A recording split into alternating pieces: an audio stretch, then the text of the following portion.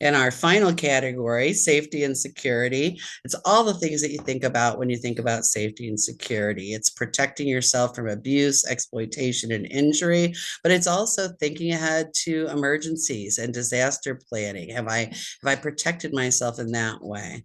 I also think about legal and financial stuff in this area. Have I got the legal support that I need to make good decisions? Have I planned other things and put it in writing in a way that it's going to be honored legally? So the three subcategories here are personal safety and awareness, public safety, and legal and financial. So for myself personally, individually, I need to understand what abuse and neglect is, know what to do when if I feel uncomfortable about something, have a person that I can turn to, and know how to educate myself so that I can be less likely to be in a situation where I'm going to be exploited. What is my personal responsibility in my home and in my community? How do I keep myself safe and help other people be safe? Do I understand when I'm being bullied or am I bullying somebody? How do I build awareness around bullying behaviors and prevent that from happening to me and others around me?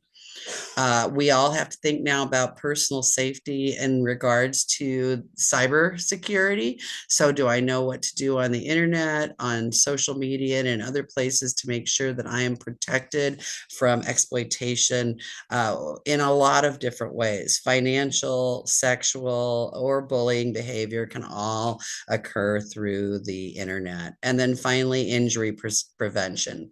Is my environment safe for me for fall risks? Am I doing what I can do to protect myself from hazards that might cause me an injury? Public safety. So that involves our law enforcement and emergency first responders. Do they know me? Do they know if I need some kind of special support to make sure that I'm safe if I'm in a situation where they're involved? What about emergency preparedness? Do I know what to do if there's a tornado? Do I know what to do if I have to leave my home and I can't go back? Am I prepared for that? And then also having just awareness around what's happening in the world around you. How do I protect myself from crime, from violence, and social disorder? Am I aware of cues in the environment that'll help me to seek a safe place, to report to somebody else? All those things are important. And the final subcategory, legal and financial. And that's the things that we spend a lot of time sharing information about because this is really, it's important to get it right and get it documented. So these are decision making supports, whether I'm have a formal or informal supported decision making agreement, whether I've got some level of guardianship. Those are things that would apply here. Do I understand my legal rights? Do I have documentation about not only what I want my wishes to be, but have I made a will to help protect any of my beneficiaries to make sure that they can have access to what they need? Do I know what to do if I'm being discriminated against and will need to seek legal action?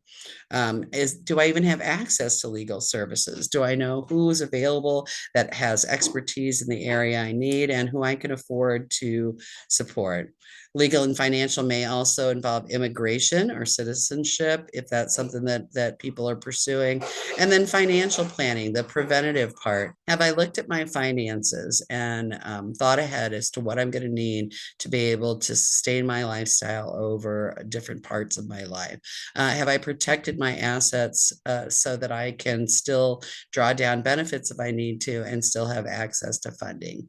So those are the life domain taxonomies. I hope that as we talk today, maybe it made you think about something that you feel like is a priority in your life that you'd like to go back and look at. I hope that this was meaningful and I appreciate your time today.